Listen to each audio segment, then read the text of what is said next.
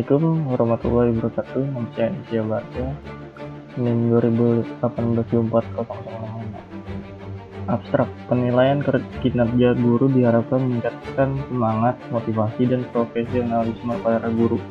Masalah yang dihadapi antara lain, penilaian masih dilakukan secara manual menggunakan form penilaian dengan didasarkan pada analisa pribadi pihak penilai sekolah SDN Mulia Abadi, sehingga membutuhkan waktu yang lama proses perhitungan hasil penilaian dan memungkinkan terjadi kesalahan.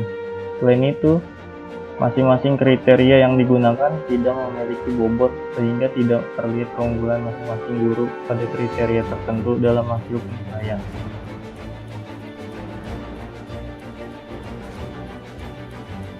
Tahap-tahap pengembangan: 1. Planning, 2. Analisis, 3. Desain atau rancangan. Tahapan pengembangan atau planning, sistem ini dibangun dengan menggunakan metode analytical hierarchy process atau AHP untuk pembobotan kriteria dan metode simple additive weighting atau SAW untuk perangkingan guru terbaiknya. Beberapa kriteria yang telah ditentukan oleh pihak sekolah yaitu menguasai karakteristik peserta didik, menguasai teori belajar dan prinsip pembelajaran yang mendidik, pengembangan kurikulum, kegiatan pembelajaran yang mendidik, pengembangan potensi peserta didik, dan komunikasi dengan peserta didik. Tahapan pengembangan atau analisis. Penulis menganalisa proses bisnis yang sedang berjalan pada SDN Mulia Abadi. Proses analisa dokumen ini dilakukan agar memperoleh informasi yang sesuai dengan sistem yang akan dibuat.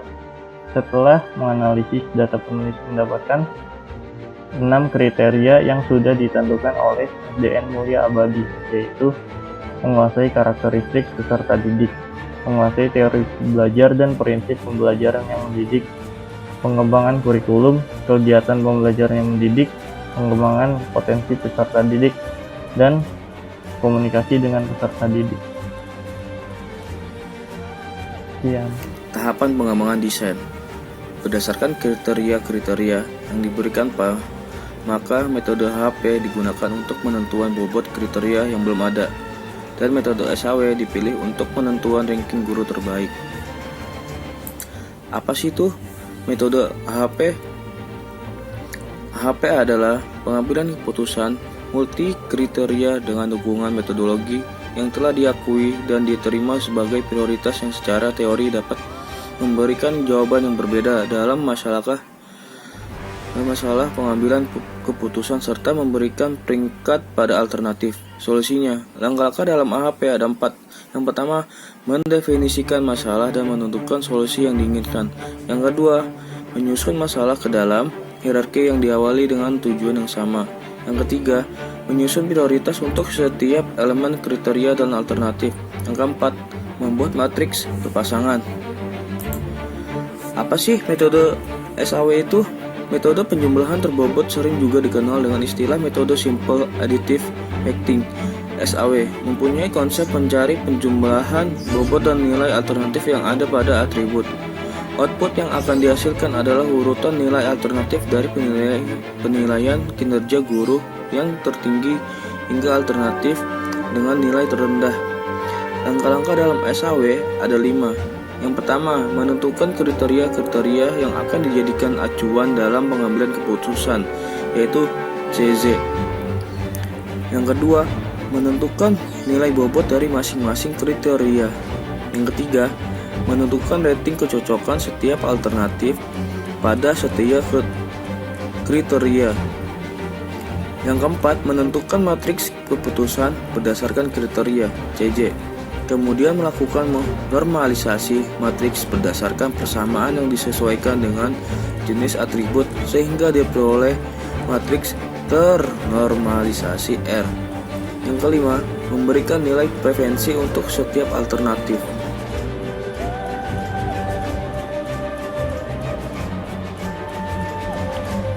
Assalamualaikum warahmatullahi wabarakatuh. Saya Hasna Yunita. Di sini saya yang akan menjelaskan tentang perhitungan dengan metode AHP dan AW pada jurnal sistem penuntutan keputusan penilaian kinerja guru pada SDIT Amal Mulia. Untuk yang pertama, di sini saya akan menjelaskan tentang perhitungan dengan metode AHP. Untuk tabel yang pertama, nilai random index. Nilai random index ini berasal dari nilai eigen terbesar, didapat dengan menjumlahkan hasil perkalian jumlah kolom dengan vektor prioritas, di mana nilai random index berdasarkan perhitungan saat disajikan pada tabel yang pertama ini. Selanjutnya, untuk tabel yang kedua, ini adalah data kriteria. Data kriteria ini berdasarkan kuesioner yang telah diajukan kepada responden, maka didapat tabel perbandingan kriteria yang ada pada tabel kedua ini. Dan langkah-langkahnya adalah menghitung setiap perbandingan antar kriteria, lalu ubah hasilnya ke angka desimal seperti pada tabel kedua ini. Untuk yang di tabel ketiga, ini adalah hasil penjumlahan kolom tabel perbandingan antar kriteria, di mana kita harus menjumlahkan setiap kolom yang ada pada tabel yang kedua. Selanjutnya di sini ada tabel keempat, yaitu normalisasi. Normalisasi tabel seperti pada tabel kedua dengan cara membagi setiap angka dengan hasil penjumlahan setiap kolom seperti pada tabel yang ketiga. Selanjutnya di sini ada tabel yang kelima, yaitu hasil putar, di mana selanjutnya menjumlahkan hasil setiap baris tabel, hasil normalisasi, lalu bagi dengan banyaknya kriteria yang ada. Penelitian ini menggunakan 6 kriteria, yaitu ada MKPD, MPB, PK, PPM, PPPD, DPD. Sehingga hasilnya akan menjadi nilai bobot setiap kriteria, lalu jumlahkan seluruhnya dan hasilnya harus satu-satu. Di sini contohnya adalah untuk menghitung hasil bobot kriteria MKPD, yaitu menjumlahkan dari 0,583 ditambah 0,729 ditambah 0,438 ditambah 0,438 ditambah 0,461 dan 0,350. Lalu dibagi 6, yaitu 6 berasal dari kriteria yang ada pada tabel tersebut. Ya, selanjutnya di sini ada tabel 6, yaitu hasil tabel perbandingan antara kriteria dengan bobot kriteria. Di sini kita akan melakukan pengujian metode AHP. Pengujian metode AHP dilakukan dengan cara menghitung nilai CI atau konsistensi indeks dan nilai konsistensi rasio atau CR. Ada 6 langkah untuk melakukan pengujian AHP, yaitu langkah pertama di sini yaitu pada tabel ke-6. Langkah pertama adalah mengalihkan angka pada tabel perbandingan antar kriteria yang ada pada tabel kedua dengan bobot kriteria yang masing-masing seperti pada tabel yang kelima sebelumnya. Maka di tabel ke-6 ini adalah hasilnya. Lalu tabel ke-7 ini adalah langkah 2, yaitu jumlahkan seluruh baris pada tabel hasil perkalian seperti pada tabel ke-6, maka akan menghasilkan weighted sum.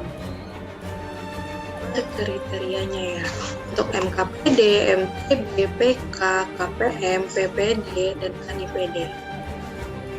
Kita ambil contoh untuk MKPD.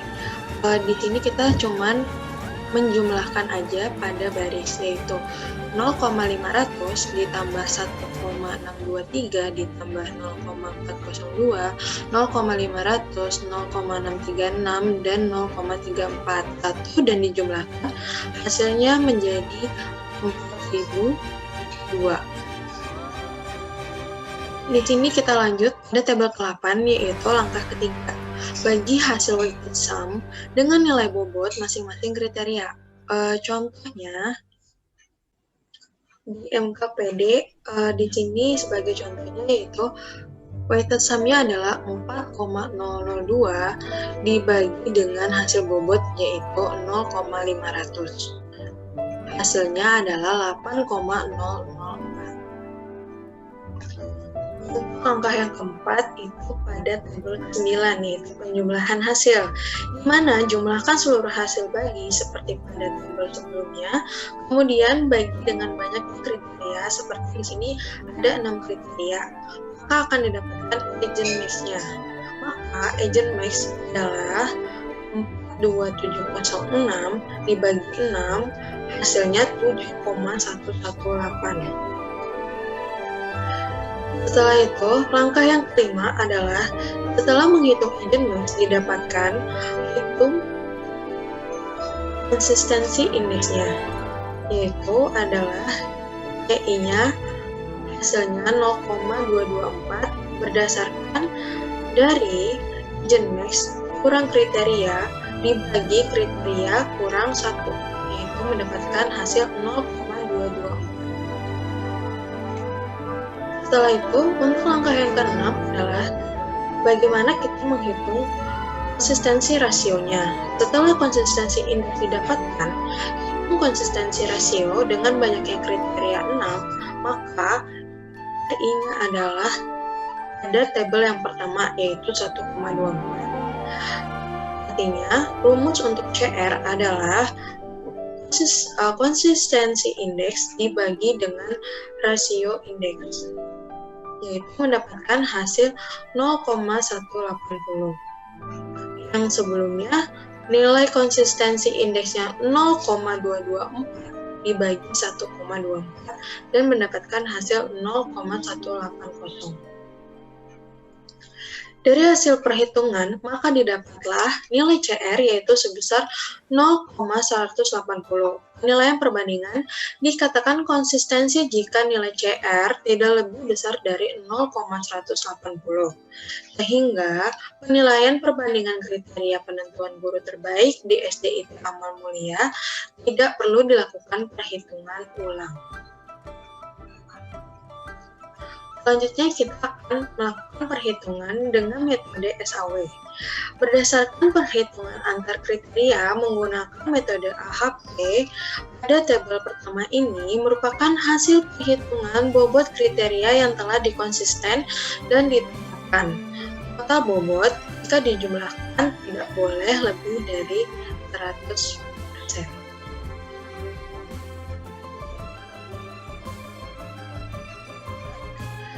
Sebelum mendapatkan tabel normalisasi, harus diketahui nilai masing-masing alternatif yang didapat dari penjumlahan nilai kriteria yang disajikan pada tabel berikutnya. Untuk pertama dilakukan normalisasi menjadi tabel untuk menghitung nilai masing-masing kriteria, kita harus menghitungkan berdasarkan kriteria benefit atau kriteria cost menggunakan persamaan sebagai berikut, yaitu 60 dibagi 100. Dari mana kita membaginya dengan 100? Itu 100 adalah persentase bobot kriteria pada masing-masing yang telah ditetapkan. Dan ini adalah hasil dari normalisasi jika semuanya telah dibagi menjadi 100. Selanjutnya di sini ada hasil nilai alternatif. Untuk hasil nilai alternatif itu dari hasil tabel normalisasi yang telah mendapatkan nilai per kriteria sebelumnya dihitung untuk mendapatkan alternatif yang terbaik. Berikut ini akan ditampilkan perhitungan untuk satu alternatif saja. Contohnya ya, alternatif lain mengikuti langkahnya Nabila Khairunisa. Di sini untuk alternatifnya Nabila Khairunisa ini PP1-nya ada 0,60 dikalikan dengan hasil bobotnya yaitu 0,500. Selanjutnya ditambah 0,60 dikali 0,500 ditambah 0,40 dikali 0,500 dan ditambah 0,60 dikali 0,500. Lalu selanjutnya 0,60 dikalikan 0,500 dan ditambah 0,60 dikalikan 500 dan hasilnya menjadi 1,225. Dari perhitungan hasil nilai alternatif di atas dapat disimpulkan bahwa alternatif yang terpilih sebagai guru terbaik adalah Nabila Khairunita dengan perolehan nilai 1,225. Jadi kesimpulan dalam metode AHP dan SAW ini adalah saling terkaitan karena kita di sini untuk mencari nilai-nilai dari tabel-tabel dan hasil bobot untuk menerapkan step selanjutnya. Dan sistem ini menggunakan metode AHP dan SAW telah berhasil dibangun untuk menghasilkan keputusan yang lebih optimal berupa daftar rankingan guru terbaik, mudah menentukan nilai bobot kriteria sehingga diketahui mana yang lebih prioritas dan dapat terlihat keunggulan masing-masing guru pada kriteria tertentu.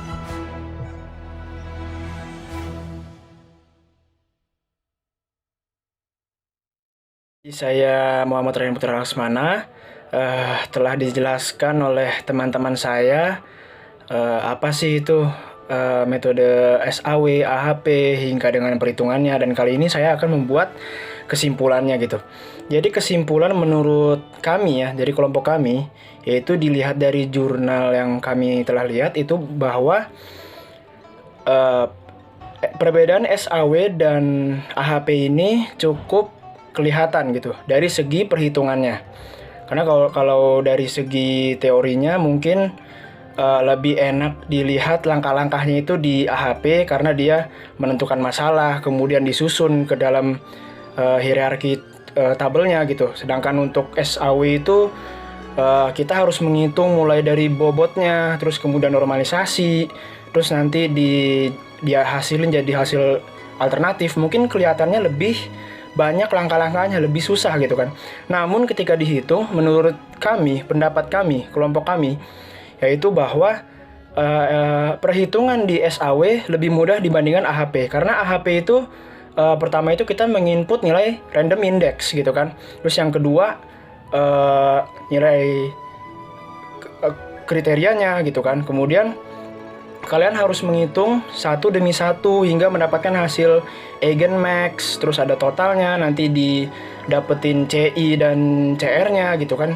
Dengan SAW, kalian hanya perlu memasukkan nilai bobot, kemudian mendapatkan normalisasi, kemudian yang hasil akhirnya itu langsung dapat hasil alternatif gitu dari keduanya, dari si bobot dengan normalisasi itu. Jadi menurut kami dari segi penghitungan, lebih sedikit tabelnya di SAW dan juga menghitungnya, rumusnya, cekcoknya gitu. Jadi hubungan tabel antar tabel itu lebih enak di SAW.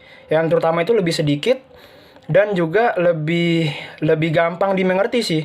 Jujur saja kelompok kami sempat kebingungan untuk menghitung AHP walaupun sudah berkali-kali melihat rumusnya. Namun bagi kelompok kami, SAW itu lebih mudah gitu. Karena dari segi perhitungannya. Jadi kesimpulannya perbedaannya hanya itu dari kelompok kami. Terima kasih. Wassalamualaikum warahmatullahi wabarakatuh.